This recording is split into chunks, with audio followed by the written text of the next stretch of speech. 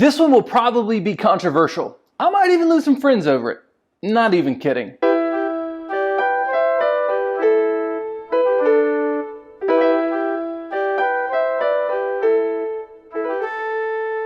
Be sure to stick around to the end to take part in Shoutout Trivia. Here in the South, there is one thing that you are not welcome to challenge. Is it politics? Nope. Is it religion? Nope. It's the local football team. Before we keep going, tell me in the comments, who is your favorite team to root for? Maybe it's a high school team, maybe it's a college team, maybe it's professional. No matter what it is, let me know below, and bonus points if you can tell me their rival team, their arch nemesis. Let me know below because engagement helps so much. Back to it, in any given town in the South, you can bet that a large percentage of people are at the high school football stadium cheering on their favorite high school athletes on Friday nights. And if they won, they get a great night of sleep and wake up to watch college game day the entire day and hope and pray that their college team comes out on top. If the household partakes in the NFL, Sundays are a third day of awesome game watching. For those of you who are not in this culture and you are curious if I'm telling the truth, I am. I live this culture myself. I grew up in a town called Camden, Arkansas, and we cheered for the Camden Fairview Cardinals on Saturday and the Arkansas Razorbacks on Sunday. And because Arkansas does not have a professional football team, my family really didn't watch the NFL. When I served at a wonderful church in Prescott, Arkansas, we cheered for the Curly Wolves on Friday night and the Arkansas Razorbacks on Saturday. When I served at a wonderful church in Conway, Arkansas, I had a bunch of kids that played for a lot of teams. So I cheered for the Conway Wampus Cats, the Conway Christian Eagles, the Greenbrier Panthers, the Mayflower Eagles, the Valonia Eagles, lots of Eagles. But on Saturday, the Arkansas Razorbacks. Now that I live in the great city of Georgetown, Texas, we cheer for the Georgetown Eagles. So many Eagles, and the Eastview Patriots. On Saturdays, we root for... Let me tell you a story first. I grew up in church, and long before I was the guy interviewing with churches and meeting people in prospective churches, I remember sitting through those interviews and watching the candidates field questions as they got to know people. The first one I can remember was for a guy who was going to become the new worship pastor. I remember two things from that question and answer time like it was yesterday. One for a great answer that he gave, and the second for a strange question that he was asked. So I don't leave you hanging, let me tell you what the great answer was that he gave. He was asked what made him unique as a worship pastor, and he said that he liked to change the lyrics of worship songs that are about God to make them songs to God. For instance, he would change God is so good to God you are so good. And I thought that was really awesome. But he was asked a really strange question too. A question that I thought was pretty out of place. And to be honest, it's bothered me ever since. Here was a guy who was about to be in a paid leadership role at a church, whose mission is so great that God himself gave it to us, that we call the Great Commission. And he was asked this: do you root for the Hogs? You might be asking, Stephen, why did that bother you? Is that even really a big deal? No, it's not. And that's why it bothered me. I mean, you're selecting a leader for your church. And the question you ask is, what college football team do they root for? Don't get me wrong. I love sports. In particular, I love college football. But let me tell you, sports are not that important. And your favorite sports team in particular is not that important. And if that offends you, watch last week's video. I'll make sure to link it in the description below. I'm not saying don't be passionate about your sports team. Do be passionate. Be a diehard. Go to games. Wear silly stuff. But I do think it's wise to put your sports team into perspective, especially when it comes to eternal things. Now, so far, I haven't lost any friends. Let me cross into that territory now. And just so all the offended know, I've been thinking about this ever since that worship pastor interview that I watched as a kid. And I've been making notes on my phone about this topic for at least 8 years. So it's a long time coming, and I'm not singling anyone out. Here it is. I think there are many Christian leaders, both paid and unpaid, whose allegiance to their sports team gets in the way of the mission that God has given them. Now, before you dismiss this video, hear me out. If you disagree after watching the entire video, feel free to let me know in the comments. I would truly love to hear from you. Now, let me lay out my case. I will primarily be talking to church leaders, but this is really for anyone. Those who are aspiring to be church leaders, for those who attend church, and even for those who don't attend church, who just want to have a greater influence in their community. This message is for everyone. Here's the bottom line. People love their community, and part of that community is the sports team they cheer for. Therefore, if you root against a community's favorite team, you are rooting against the community and you will lose influence with them. You can say, that's not fair. It shouldn't be that way. But that doesn't change the fact that it is that way. It is reality. People will not listen to you if they perceive that you are against them. Paul, a first century church planner, said something very interesting to the church in Corinth. The idea was this, that you are free to do anything that's not a sin, but it's not always wise, especially for those in leadership positions. He wrote this, even though I'm a free man with no master, I have become a slave to all people to bring many to Christ.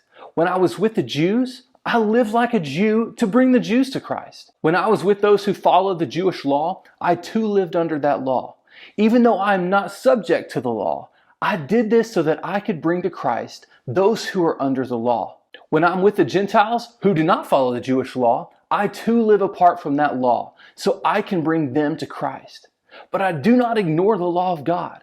I obey the law of Christ. When I am with those who are weak, I share their weaknesses, for I want to bring the weak to Christ. Yes, I try to find common ground with everyone, doing everything I can to save some. I do everything to spread the good news and to share in its blessings. If your main goal in life is to lead people to Christ, and if you're a Christian, that is your main goal, then you should do your best to, and I'm quoting Paul again, to find common ground with everyone, doing everything you can to save some. And I believe everything here includes rooting for the local home team. At every church I've ever been a part of, there has been at least one person who undermined their own influence by trashing the local home team. To use a sports reference, it's an unforced error. Do you have the freedom to trash the local home team? Paul says yes, you do have that freedom. But is it wise to do so? Paul says no. Let me quickly handle 3 objections. You might say, don't go against your raising. Actually, I'm not. I was raised to do all things so that some may believe. Okay, yeah, but isn't it inauthentic to root for a team that's not your own? Well, authentic is a buzzword, and I automatically dislike buzzwords. But since my faith is the most real and authentic part of me, not my favorite sports team, the most authentic thing I can do is root for that home team. Jesus even made his home among us. He identified with us. He called himself the Son of Man, letting everyone know that he wasn't clinging to his rights as God, but becoming in a lowly state like a human. Be authentic to your faith and your calling, not your team. You might think, if people get mad because I root against them, then let them get mad. They're being petty. Well, you're 100% right. They are being petty. But that's irrelevant because that's life. If you want to lead people and have influence with them, then root for the local home team.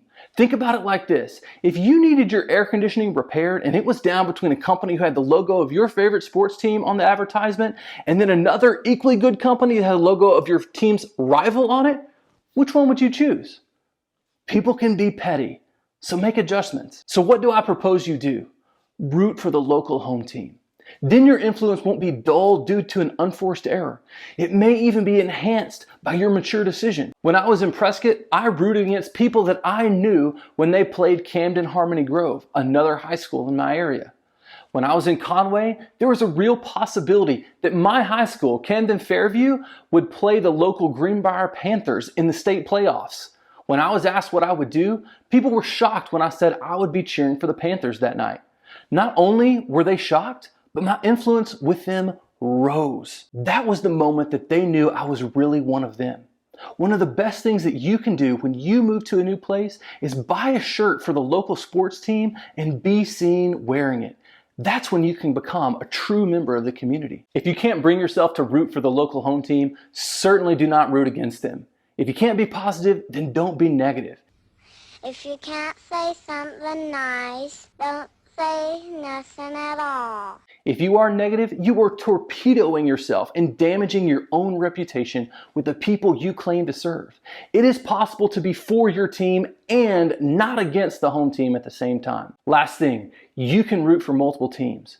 To this day, I still check Arkansas high school football game scores. I keep up with all of them and root for them all. The Cardinals, the Curly Wolves, the Wampus Cats, the Panthers, and all the Eagles. On Saturday, I still root for the Razorbacks in the SEC, but since moving to the Austin area, I also root for the Longhorns in the Big 12. And if someone invited me to a Texas Tech, Baylor, TCU, or A&M game, I'd cheer for them too. Why? To quote Paul again, to find common ground with everyone, doing everything I can to save some. I do everything to spread the good news and to share in its blessings. Our mission is greater than our team. Our Savior is superior to sports. So root, root, root for the home team. Because it is possible to do more than one thing at the same time.